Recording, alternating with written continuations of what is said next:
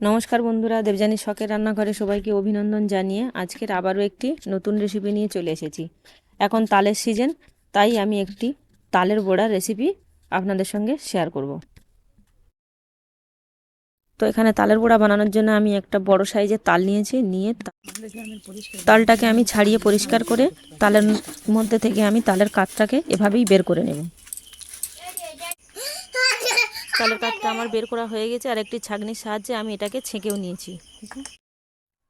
তালের বড়া বানানোর জন্য এখানে আমি 500 গ্রাম সুজি আগের থেকে ভিজিয়ে রেখেছিলাম। এবারে আমি তালের কাতরা নিয়ে নিচ্ছি, নিয়ে তার মধ্যে দিয়ে দিচ্ছি ওই ভেজানো সুজিটা, দিয়ে দিচ্ছি 250 গ্রাম ময়দা, আর দিয়ে দিচ্ছি 200 গ্রাম চিনি, আর একটি নারকেল কোরানো, আর তার মধ্যে 1 চিমটে নুন দিয়ে এটাকে আমি ভালো করে মাখিয়ে নেব।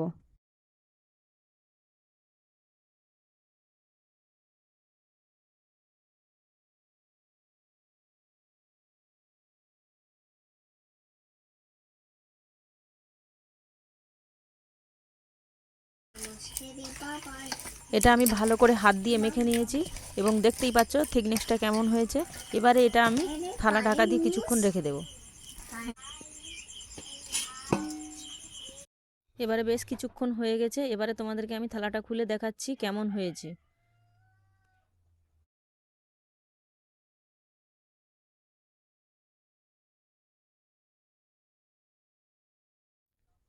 তো এবারে আমার এটা পারফেক্ট হয়ে গেছে। এবারে আমি বড়া ভাজার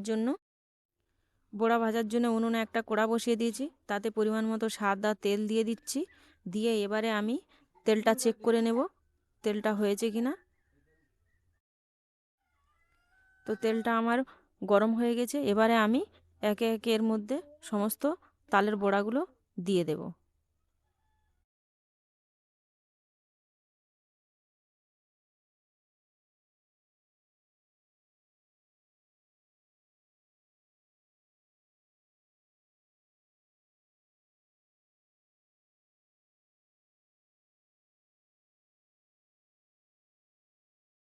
তুমি দেখলে ভালো করে।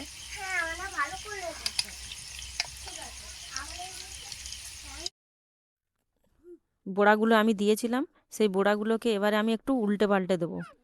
এবারে এগুলোকে উল্টে পাল্টে দিয়ে ভালো করে লাল লাল করে ভেজে নেব।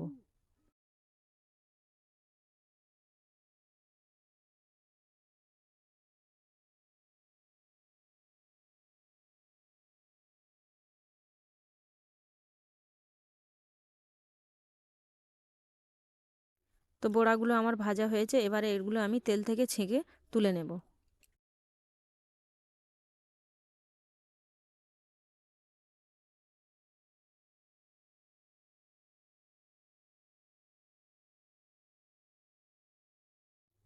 ওই একই তেলে আমি আবারও তালের বড়াগুলো দিয়ে দেব।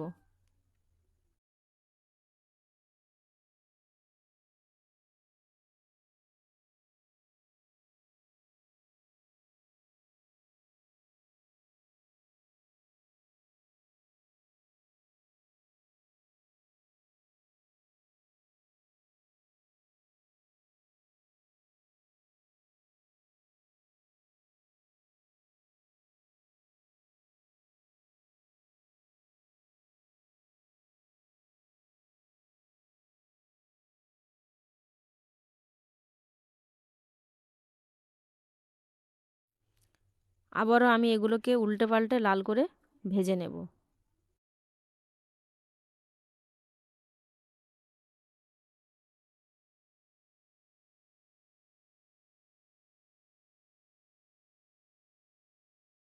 তো এগুলোও আমার ভাজা হয়ে গেছে, এগুলোও আমি তুলে নেব। তো সমস্ত বড়াগুলো আমার ভাজা হয়ে গেছে, এগুলো আমি তুলে নিয়েছি। তো দেখতেই পাচ্ছ বড়াগুলো আমার কতটা নরম স্পঞ্জি হয়েছে, খেতেও কিন্তু দারুণ। তো এই তালের সিজনে তালের বড়া রেসিপিটি যদি ভালো লেগে থাকে তাহলে কমেন্ট করে জানাবেন, আর ভালো যদি লেগে থাকে লাইক এবং সাবস্ক্রাইব করে আমার পাশে থাকবে। ধন্যবাদ।